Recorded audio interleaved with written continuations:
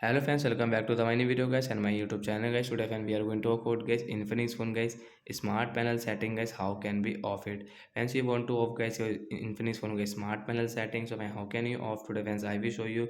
I will tell you in this video guys. So once you have guys your Infinix phone guys smart panel setting guys, this setting guys you have and guys you want to off it. So man, how can you off today friends? I will show you. So first of all guys, open your phone setting. After on phone setting guys, you can see this type of settings. So fans scroll it, fans click on guys your phone special function. Then guys click on guys your phone smart panel setting guys. As you can see guys Infinix phone guys smart panel guys we will turn off from here.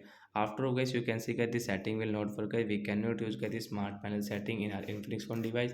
So bye bye guys. Thanks for watching the video guys. I hope friends you understood how to off guys smart panel setting in our Infinix phone device. So guys we will meet on next video with new topic friends. Do you have doubt guys related to guys your special function setting? You can ask me in comment section. I will check. I will help you. Bye bye guys.